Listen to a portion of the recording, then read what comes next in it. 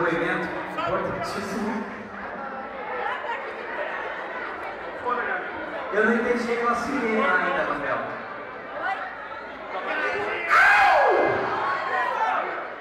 Oi!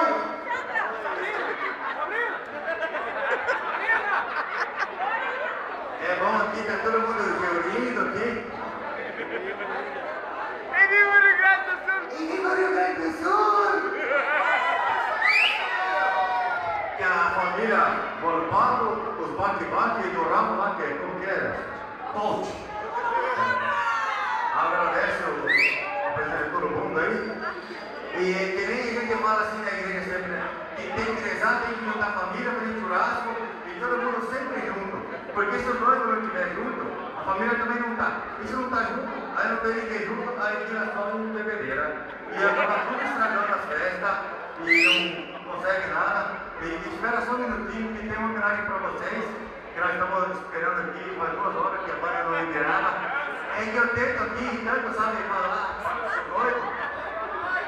E vai ter a homenagem. Cadê o Carlão?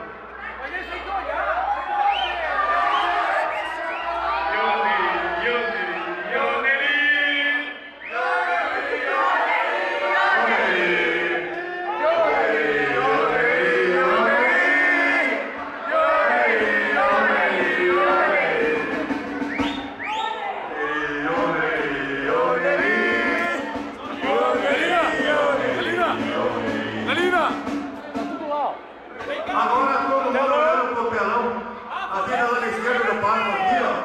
Que agora vamos ver a representação tão bela assim que os amigos fizeram, o irmão principalmente, pra ver ali, ó. Um pouquinho da história dos dois juntinhos, tá? Não é, irmão! Desde pequenininho e até agora. Meu Deus! O irmão Carlos